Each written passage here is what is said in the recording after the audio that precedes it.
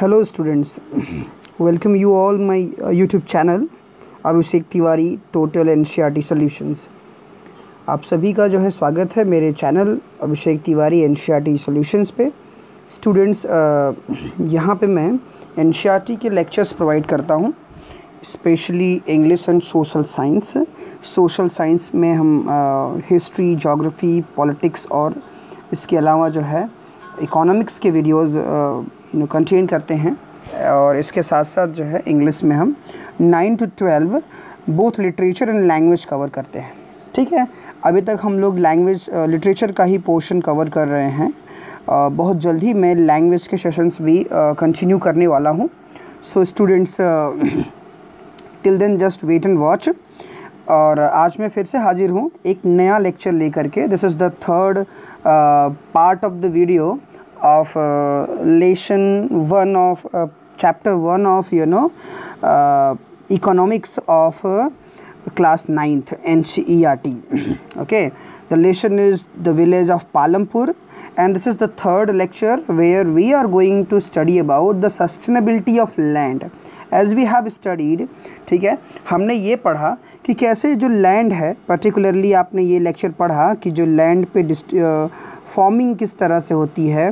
ठीक है, जो बेसिकली हमने टॉपिक पढ़ा था वो था कि how can we grow more than one crop और maximum how can we grow more okay from same land, कि एक सीमित क्षेत्र से हम किस तरह से अधिक जो है पैदावार कर सकते हैं। तो उसके दो तरीके मैंने आपको बताए थे।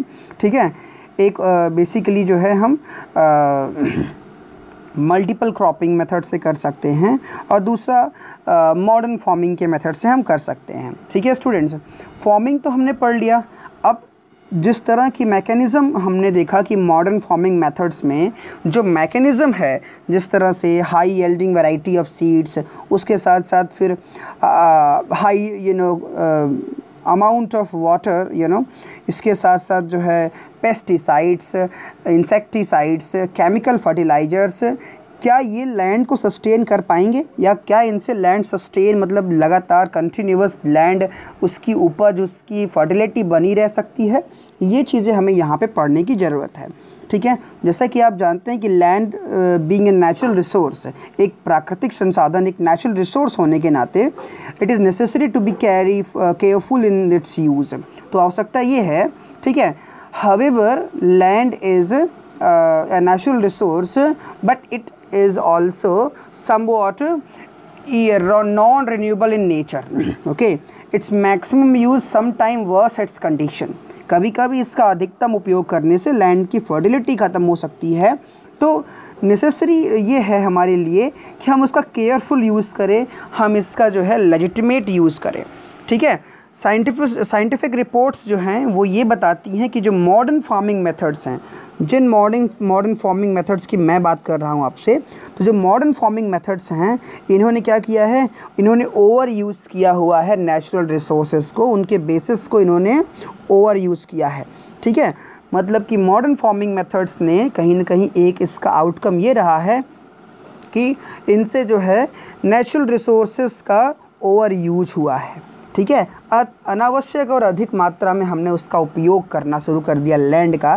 ठीक है, जिससे उसकी डिग्रेडेबिलिटी हो बढ़ रही है, मतलब वो डिग्रेड हो रहा है। बहुत से एरियाज़ ऐसे हैं जहाँ पे पोस्ट ग्रीन वॉर कंडीशंस में ही देखा गया है। ठीक है, बहुत से एरियाज़ ऐसे हैं बच्चों जहाँ पे पोस्ट ग्रीन रिवोल्यूशन के बाद जो है with the loss of soil fertility, जहाँ पे मिट्टी की उर्वरता में घटोतरी हुई है। ठीक है, उसकी लॉस हुई है उसकी फर्टिलिटी में due to increase use of chemical fertilizers. अब क्योंकि केमिकल फर्टिलाइजर्स का बहुत ज़्यादा यूज होता है मॉडर्न फार्मिंग मेथड्स में, जो ग्रीन रिवोल्यूशन के बाद से इंट्रोड्यूस हुआ है, तो मॉडर्न फार्मिंग मेथड ही मैंने आपको बताया था कि हाई यील्डिंग वैराइटीज़ के सीड्स आए, और वो सीड्स जो थे वो कंटेम्प्रेरी जो फार्मिंग मेथड्स थी उनकी तुलना में ज़्यादा पानी की उनको आवश्यकता होती थी, ज़्यादा फर्टिलाइज़र और ज़्यादा ही ये ससेप्टिबिलिटी इनकी होती थी कहीं ना कहीं जो है कीड़े लगने की और तमाम चीज़ों की। तो पेस्टिसाइड्स और इंसेक्टिसाइड्स के भी बहुत इस्तेमाल इसमें होता गया। तो इससे क्या हुआ कि जो कंटिन्यूअस यूज़ था ग्राउंड वाटर का, अब क्योंकि पानी के अधिक यूज़ के लिए जो है हमने ग्राउंड वाटर को ही चुना। ग्राउंड वाटर में पहले सरकार ट्यूबवेल लगाती थी, उसके बाद हमने ट्यूबवेल लगाना शुरू कर दिया।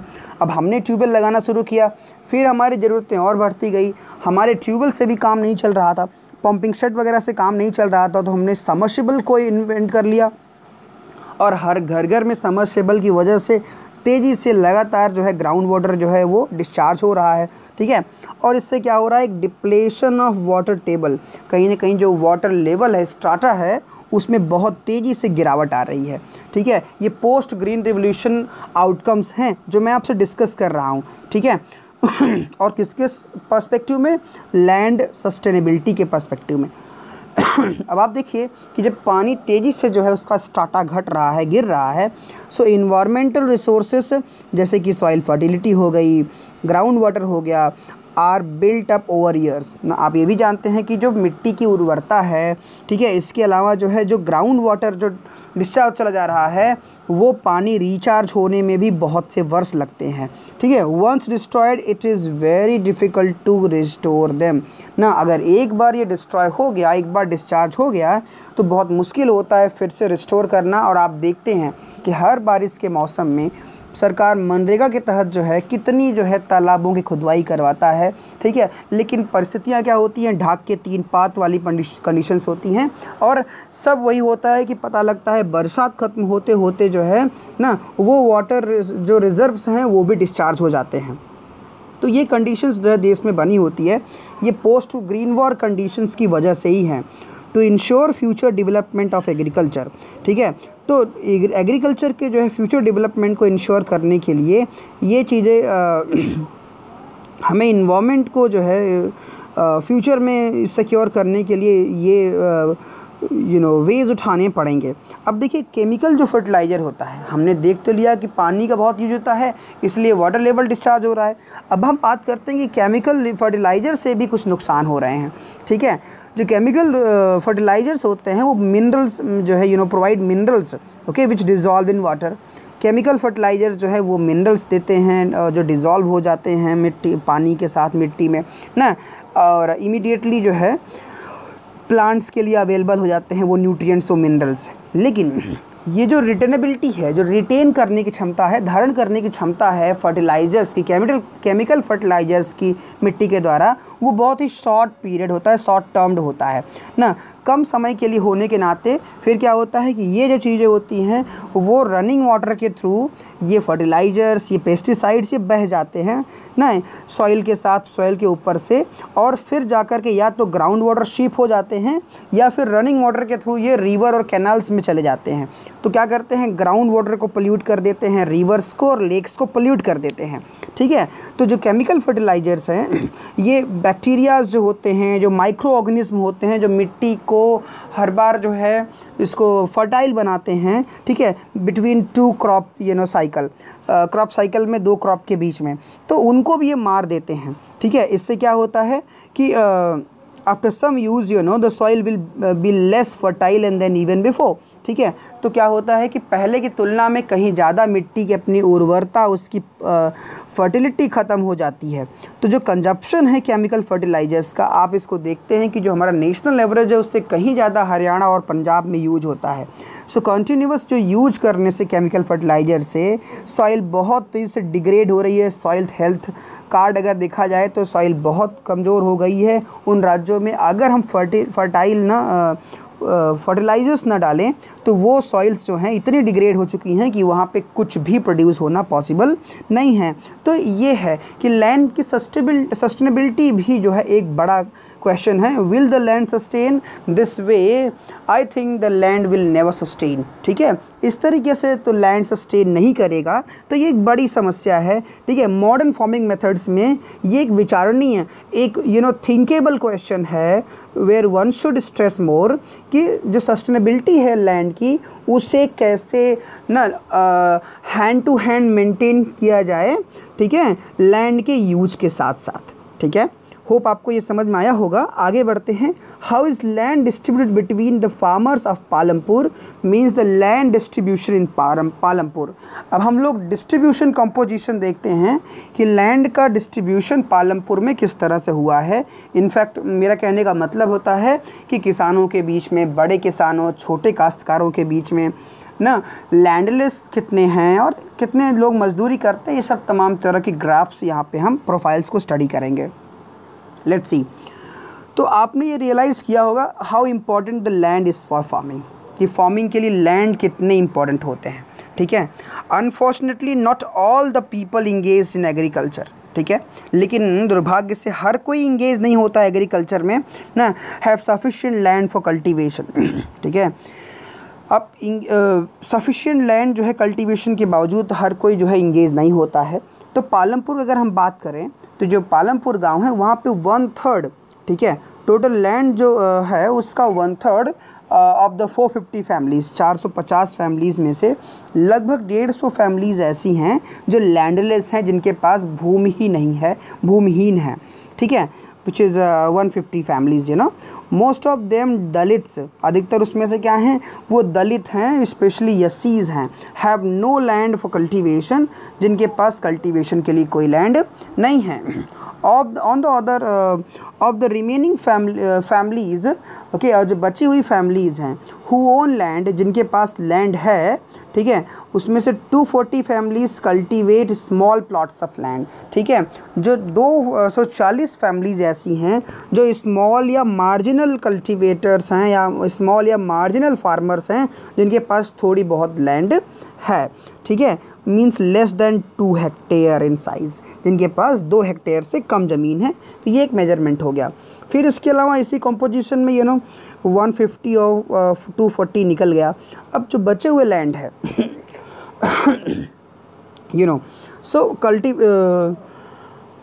अब जो ये तरह के लैंड होल्डर्स हैं, मार्जिनल और स्मॉल, जो 2 हेक्टेयर से भी कम रखते हैं सॉरी लैंड, इनके पास क्या है, It doesn't bring adequate income to the farmer family।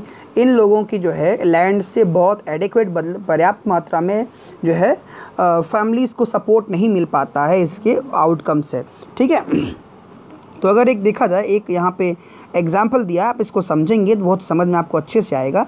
1960 में एक फार्मर होता है, उसका फार्मर का नाम होता है गोविंद। ठीक है, 2.25 हेक्टेयर जो उसके पास जो है लैंड होता है, लार्जली अनइरिगेटेड लैंड, जिस पे सिंचाई के साधन उपलब्ध नहीं हैं।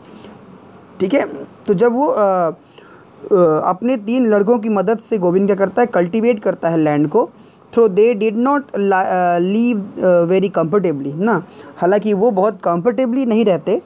The family managed to feed itself with a little bit of extra income from one buffalo that the family possessed। ठीक है, और जो अपनी ऑफ टाइम की, ऑफ सीज़न के जो उनके एक्सपेंसेस होते हैं, उसको ये लोग एक बफेलो रख के शॉर्ट टाइम के लिए एक्स्ट्रा इनकम जो है जनरेट करते हैं ना, और उसके थ्रू ये फैमिली पोजेसिंग्स करते हैं। कुछ साल के बाद जो है गोविंद की डेथ हो जाती है और जो ये लैंड होता है वो डिवाइड हो जाता है। अब ये गोविंद की लैंड थी। ठीक है, गोविंद का जो है जो लैंड था, आप इस चीज़ को देखिए कि गोविंद के पास इस तरह से लैंड था। अब क्योंकि गोविंद के पास, मैंने कहा कि 3 सन थे, ठीक है, तो उस लैंड के जो है क्या हो गए, 3 हिस्से हो गए। ठीक है, उसके जो है लैंड के 3 हिस्से हो गए, 1 2 3, और तीनों बच्चों में बट गया ये।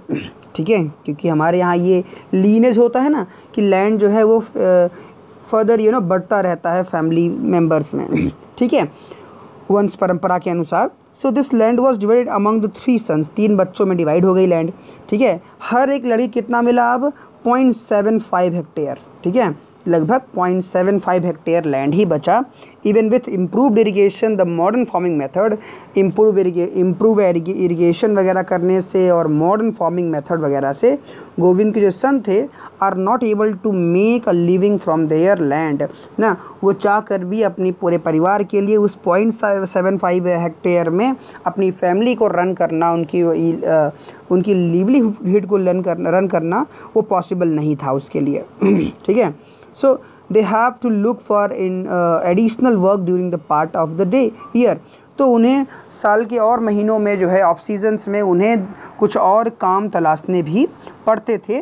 तो ये इस तरह से देखिए आप, इंडिया में एक बड़ी समस्या है, ठीक है, कि अगर एक जो हमारे यहाँ लैंड ट्रांसफ़र सिस्टम है अमंग द सन्स, तो वो किस तरह से एक बहुत ही कंट्रोवर्शियल है कि जो लैंड होता है, लैंड होल्डिंग, ठीक है, वो समय के साथ साथ कैसे लीनेज में, एक वंश परंपरा में वो लैंड छोटी होती चली जाती है, वो फ्रैक्शनली बढ़ती चली जाती है।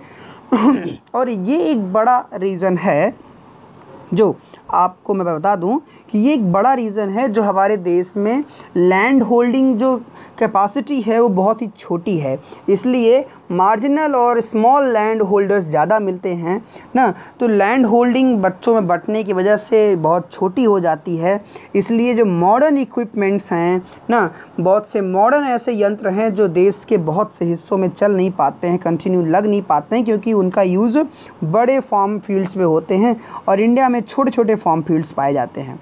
अब आप देखिए, so you can see the large number of small plots scattered around the village in the picture, कि छोटे छोटे गांव जो है के हिस्से बटे हुए हैं, पूरे गांव में ऐसे बिखरे हुए हैं, और ये कल्टीवेट किए जाते हैं बाय द स्मॉल फार्मर्स, छोटे छोटे कल्टीवेटर्स, स्मॉल फार्मर्स कल्टीवेट करते हैं इसके ऊपर।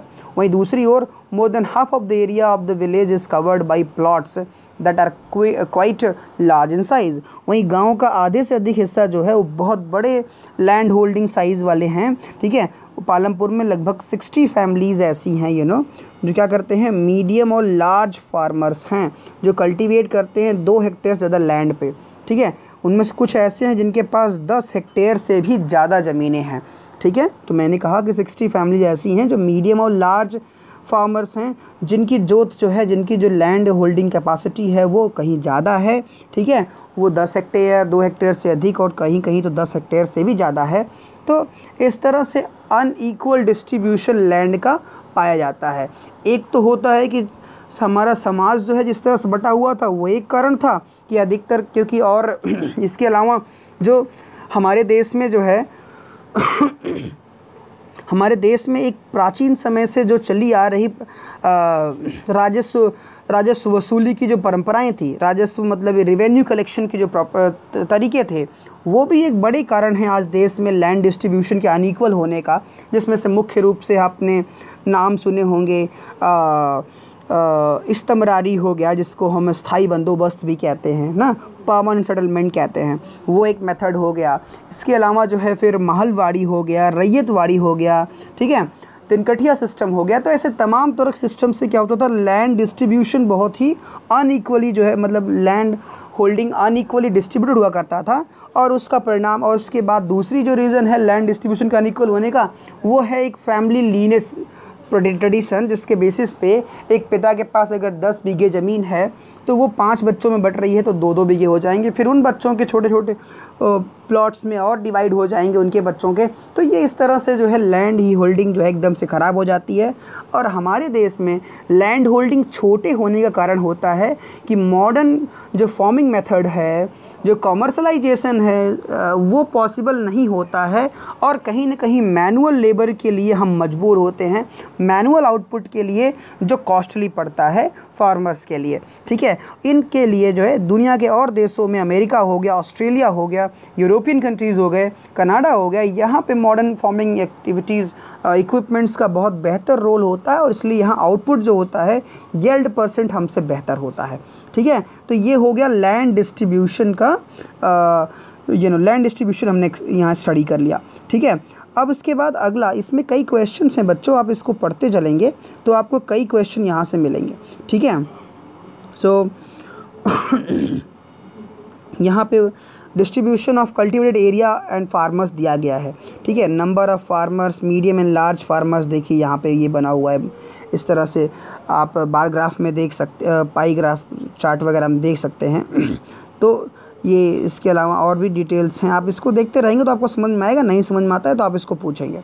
फिर फर्दर हम बात करते हैं कि who will provide the labour. अब बात आती है कि आखिर लेबर कौन प्रोवाइड करता है, मीन्स लेबर कॉम्पोजिशन को हम स्टडी करेंगे ना, कि विलेज में प्रोडक्शन एक्टिविटीज़ के लिए लेबर कौन प्रोवाइड करता है, ठीक है। मीन्स कौन कौन ऐसे लोग हैं, जैसे कि आपने देखा कि पूरा विलेज जो कॉम्पोजिशन है विलेज का लैंड डिस्ट्रीब्यूशन का बहुत ही अनइक्वल है।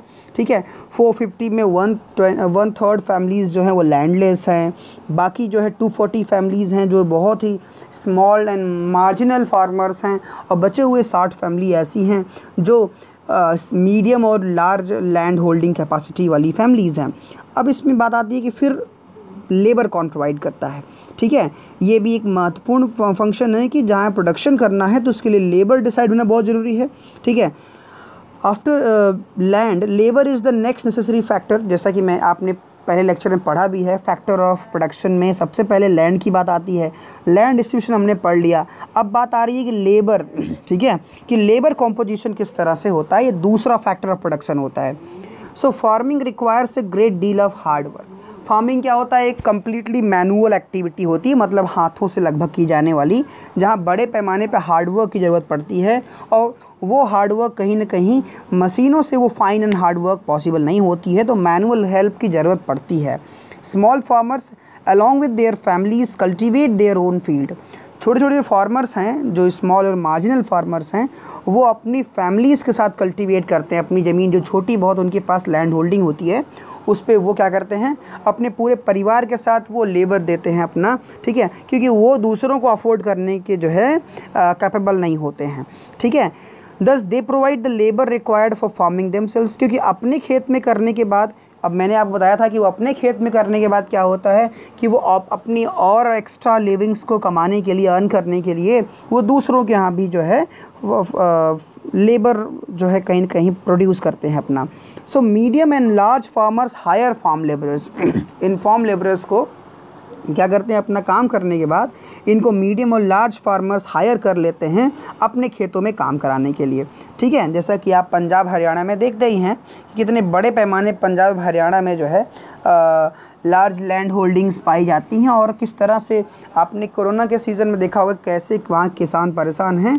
कोई भी जो है सारे लेबर्स वहाँ से भाग आए थे, तो वहाँ पे लेबर्स की कमी हो गई थी, तो फसलों को नुकसान बहुत हुआ। ठीक है, आगे देखते हैं। Farm labourers come either from landless families और families cultivating small plots of land. ठीक है, अब यहाँ पे देखो लेबर कौन प्रोवाइड करता है, farm labourers. Farm labourers come either from landless families, या तो लैंडलेस फैमिलीज से फार्म लेबरर्स आते हैं, या families cultivating small plots of land, या उन परिवारों से जो छोटे छोटे प्लॉट्स ऑफ लैंड पे कल्टिवेट करते हैं। ठीक है, unlike farmers farm labourers do not have a right over. ठीक है, अब देखिए कि फार्मर्स के देखें अगर इसके अपेक्षा, तो जो फार्म लेबरर्स हैं do not have right over ना, यही लोग प्रोवाइड करते हैं जो लैंडलेस होते हैं या फिर स्मॉल होल्डर्स होते हैं लैंड के, यही लोग लेबर प्रोवाइड करते हैं। ठीक है, so labours do not have right over the over the crop grown on the land. जो क्रॉप होती है, ग्रो होती है, जो वो ग्रो करते हैं लैंड पे, उस पर उनका राइट नहीं होता। Instead they are paid wages ना, वो क्या होते हैं, वो पेड वेजेस होते हैं बाय द फार्मर फ्रॉम हुम दे वर्क, जिनके लिए वो काम करते हैं जिन खेतों पे, उनके बदले में उन्हें क्या मिलता है, उसके एंटिसिपेशन में उनको वेजेस मिलते हैं, मजदूरी मिलती है। वेजेस जो होते हैं वो भी कैन बी इन कैश और इन काइंड ऑफ क्रॉप, या तो वो पैसे के रूप में होती है वेजेस, या फिर वो यूपी जैसे गांव में, यूपी जैसे एरियाज़ में, गांव में वेज जो लेबरर्स होते हैं उन्हें क्या मिलता है, उन्हें कैश के बजाय जो है उन्हें गेहूं या धान जो है वो उतनी वैल्यू की गेहूं या धान दे दिया जाता है। ठीक है, so sometime labourers get meals also, कभी कभी मज़दूरों को खाना भी खिलाया जाता है। So wages vary widely from the region to region, मज़दूरी भी कोई फ़िक्स नहीं होती है, रीज़न बाय रीज़न जो है ये चेंज होता रहता है। कोई 200 रुपये दे रहा, जैसे कि मनरेगा में फ़िक्स है, लेकिन यहाँ पे ऐसा फ़िक्स नहीं होता है। ये एक कहीं न कहीं इस तरह के लेबर सेक्टर में ये एक अनऑर्गेनाइज्ड लेबरिंग होता है। ठीक है, तो इसमें ये फ़िक्स नहीं होता है। इसके अलावा जो है एक एक्टिविटी से दूसरे में भी वेजेस में अंतर होता है, like sowing and harvesting. Sowing की मजदूरी अलग होती है, हार्वेस्टिंग की अलग होती है, ठीक है। There is also a wide variation in the duration of employment. और इससे क्या होता है कि जो ड्यूरेशन ऑफ एम्प्लॉयमेंट होता है उसमें भी बड़ी वेरिएशंस पाई जाती हैं, ठीक है। मतलब कि उसमें बड़ा वेरिएशन होता है जो ड्यूरेशन ऑफ लेबर है ना, या एम्प्लॉयमेंट है उस दौरान, ठीक है। तो ये समस्याएं देखने को मिलती हैं। इसके अलावा farm labourer might be employed on a daily basis. जो एक फार्म लेबर होता है वो एक डेली बेसिस वर्कर के रूप में एम्प्लॉय हो सकता है, ठीक है। या फिर वो particular farm activities like harvesting वगैरह में, या उसी केवल फार्म पूरी हार्वेस्टिंग के लिए उनको हायर किया गया, और फॉर द होल ईयर, या फिर पूरे साल के लिए भी उनको जो है लेबर बना लेते हैं। जैसे कि कॉन्ट्रैक्ट लेबरिंग्स आज भी उत्तर भारत में देखने को मिलता है, जहाँ पे मुसहर से तमाम ऐसे लोगों को जो है कॉन्ट्रैक्ट लेबर के रूप में, जिसको गांव में जो है बेसिकली मज़दूरों को हायर कर लेते हैं, जो पूरा समय उनके यहाँ पे करते हैं, अपना काम करते हैं, उसको गांव में हरवाह कहते हैं, ठीक है। तो ये एक इस तरह की एक्टिविटीज़ देखने को मिलती है। तो इस तरह से लेबर जो है डिवीज़न होता है। So Dala is a landless farm labourer. यहाँ पे एक एग्जांपल दिया है डाला का, ठीक है। तो डाला क्या है, एक लैंडलेस फार्म लेबरर है जो डेली वेज पे काम करता है पालमपुर में, ठीक है। इसका मतलब होता है कि उसे रेगुलरली जो है पूरा काम देखना होता है, ठीक है। रेगुलरली उसे काम तलाशना होता है, देखना पड़ता है। मिनिमम वेज जो है एक फार्म लेबरर के लिए वो गवर्नमेंट की ओर सेट किया गया है 300 रुपये, है ना, पर डे, ठीक है। जो कि मार्च 17 का रिकॉर्ड है कि पर डे का लेबर जो सरकार ने डिसाइड किया है वो लेबर चार्ज 300 रुपीज़। लेकिन डाला को केवल 160 रुपये मिलते हैं, ठीक है, केवल 160 रुपये मिलते हैं। There is a heavy competition for work among the farm labourers in Palampur. तो ग्रामीण क्षेत्रों में क्या होता है कि बहुत हैवी कंपटीशन देखने को मिलता है, ठीक है, वर्क फार्म लेबरर्स के बीच में, वहाँ पे पालमपुर जैसे गाँव में, जहाँ पे लोग कम से अधिक में काम करने के लिए तैयार होते हैं। तो हैवी कंपटीशन की वजह से जहाँ कंपटीशन ज़्यादा होता है जिन जगहों पर, वहाँ क्या होता है कि जहाँ पे जॉब या एम्प्लॉयमेंट के लिए कंपटीशन ज़्यादा होता है, वहाँ पे उसका शोषण उतना ज़्यादा होता है, ठीक है। ये भी एक सच्चाई है ना। और जिन देशों में ये लेबर कॉम्पिटिशन्स नहीं हैं, छोटे देशों में, जो नॉर्वे हो गया, स्विट्ज़रलैंड, स्वीडन हो गया, डेनमार्क हो गया, लग्जमबर्ग हो गया, इन सब देशों में क्या होता है, लेबर कंपटीशन नहीं है, लेबर सीमित हैं। और बहुत से और देशों में जैसे सऊदी अरेबिया वगैरह हो गया, यहाँ पे लेबर डिमांड बहुत ज़्यादा होता है, ठीक है, कंपटीशन कम है, इसलिए यहाँ पे क्या होता है, यहाँ मज़दूरी बहुत ज़्यादा होती है। हमसे कम 4 से 5 गुना रोज़ाना की मज़दूरी में अंतर होता है। So people agree to work for lower wages. लेकिन हमारे यहाँ क्या है, कंपटीशन अधिक होने से लोग सस्ते वेजेस पे काम करने के लिए मजबूर होते हैं।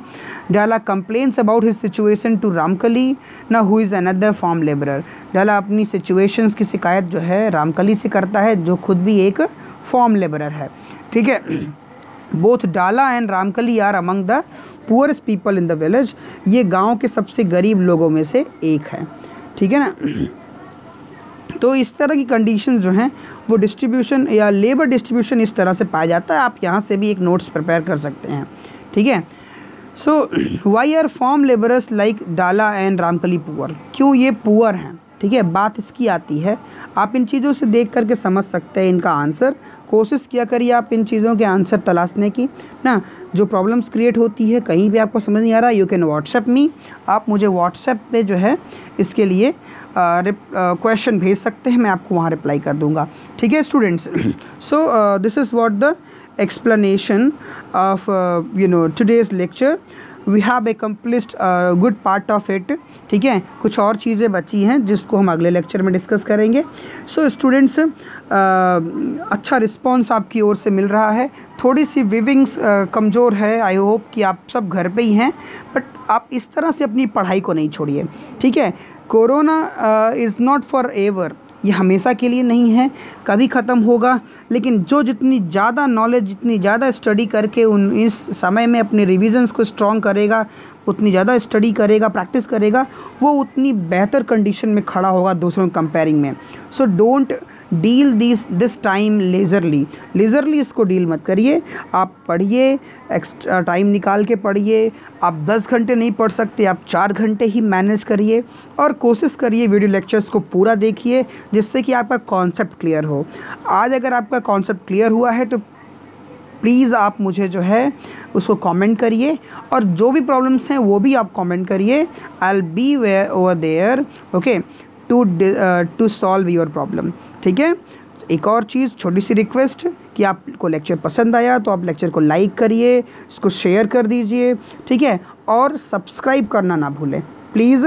लेक्चर आप मेरे YouTube प्लेटफॉर्म को सब्सक्राइब कीजिए, बेल आइकन को भी दबा दीजिए, जिससे कि आपको आने वाली नोटिफिकेशंस जो है मिलती रहे। तो ये थर्ड पार्ट था इस वीडियो सेशन का जो हम लोगों ने कवर किया।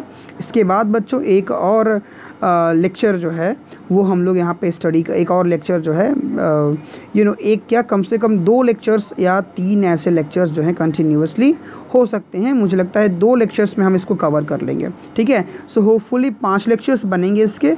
ये थर्ड लेक्चर है जो मैं आपको प्रोवाइड कर रहा हूँ। ओके। So keep patience. इसको हमने जो है शिप बाय शिप, जैसे हम चाय कॉफ़ी पीते हैं वैसे हम इसको भी जो है ख़त्म करेंगे, चीज़ों को समझते हुए ख़त्म करेंगे। आपको लेक्चर कैसा समझ में आया आप उसका जो कमेंट करिए, लाइक ज़रूर करिए, सब्सक्राइब करिए। Thank you everyone, enjoy yourself, have a good day ahead.